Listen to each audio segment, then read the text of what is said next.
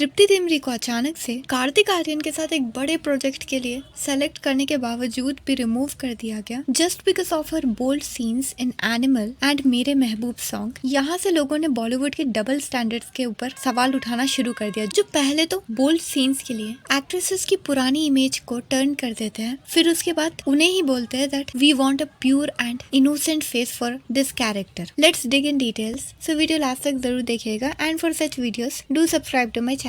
Hello and welcome everyone.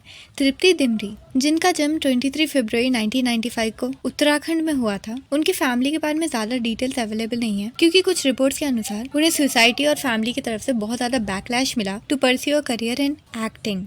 अगर उनके previous work से हम बात करें तो मॉम मूवी से उन्होंने एक्टिंग डेब्यू किया था, लेकिन लीड रोल उन्हें ज्यादातर मूवीज में नहीं मिला। फिर उसके बाद लैला मजनू, पोस्टर बॉयज, ऐसे बहुत से मूवीज में वो नजर आई। पहले उनके रोल्स में ज्यादातर टैलेंट दिखता था पर उन्हें पॉपुलैरिटी नहीं मिल पाई, बट एनिमल में जब उन्होंने जोया का सीन किया था, इसके बाद उन्हें भरपूर सक्सेस मिली। एनिमल मूवी से मेन कैरेक्टर से ज्यादा साइड कैरेक्टर्स को पॉपुलैरिटी मिली, जैसे कि तृप्ति और बॉबी डुअल, जबकि उनके ज्यादा सीन्स भी नहीं थे और ना ही एक्टिंग। लेकिन एनिमल मूवी में जोया का सीन करने के बाद उनकी एक न्यू इमेज क्रिएट हो गई थी। वैसे उनके पुराने मूवीज को ज्यादातर लोग जानते भी नहीं थे। इसके बाद उन्हें बोल्ड सीन से ही लोग पहचानने लगे। फिर उन्हें बैड न्यूज ऑफर हुई, उसके बाद भूल भुलैया 3 में भी वो नजर आई। फिर मेरे महबूब सॉन्ग ने तो धमाल मचा दिया था।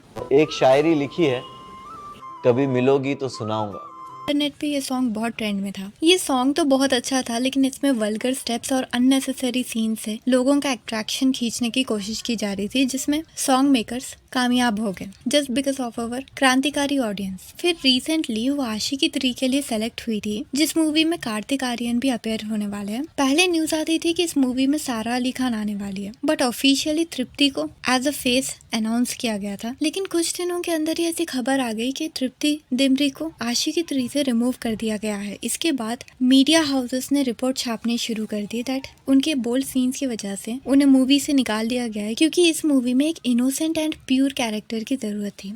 यहीं से तृप्ति के फैंस बॉलीवुड के डबल स्टैंडर्ड्स को कॉल आउट करने लग गए। कुछ का तो ये भी कहना था कि राइवल एक्ट्रेसेस तृप्ति से रिवेंज ले रहे हैं। इसके बाद डायरेक्टर अनुराग ने आकर कहा कि ये सब रूमर्स है, तृप्ति को पता है कि सच क्या है। बहुत बार होता है कि इंडस्ट्री में किसी से पंगा हो जाता है तो अच्छे मूवीज भी नहीं मिल पाते और जो कुछ भी मिलता है वो भी हाथ से निकल जाता है। लेकिन तृप्ति को निकालने की असली वजह क्या है वो तो कोई बताने नहीं वाला है, क्योंकि इंडस्ट्रीज में बहुत सारी चीजें कंसील्ड ही होते हैं। और मुझे नहीं लगता कि बोल्ड एक्टिंग की वजह से कोई इनोसेंट किरदार नहीं निभा सकता। इसका बेस्ट एग्जांपल है शार्वरी, जिन्होंने पहले बहुत सारे मूवीज से स्ट्रगल किया था और वो बाजीराव मस्तानी के एक सॉन्ग में भी साइड डांसर के रूप में काम कर चुके हैं, लेकिन उन्हें फेम नहीं मिली। बट मुंजिया का जब तरस सॉन्ग आया था उसके थ्रू उन्हें पॉपुलैरिटी मिली, लेकिन इससे उनकी एक बोल्ड इमेज भी क्रिएट हो गई थी। लेकिन मुंजिया के ही सीन्स में एक इनोसेंट किरदार निभाया और महाराज मूवी में तो वो एक स्वीट एंड स्ट्रॉन्ग गर्ल के रूप में नजर आई, जो कि सबको बहुत अच्छा लगा।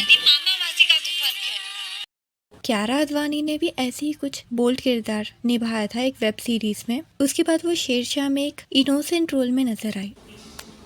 वैसे बॉलीवुड के स्टैंडर्ड्स अक्सर बहुत ही हश हश होते हैं, लेकिन जो पब्लिकली दिखता है उससे ही हम उनके स्टैंडर्ड्स को पॉइंट आउट कर सकते हैं। और अगर ऐसी कोई बात है कि ऑडियंस तृप्ति को बोल्ड रोल से ज्यादा पसंद करती है, तो फिल्म मेकर्स को ये बात भी ध्यान में रखनी चाहिए कि रणबीर कपूर भी उसी रोल में थे, तो उन्हें भी सेम ट्रीटमेंट मिलना चाहिए। लेकिन सबको पता है कि ऐसा नहीं होने वाला।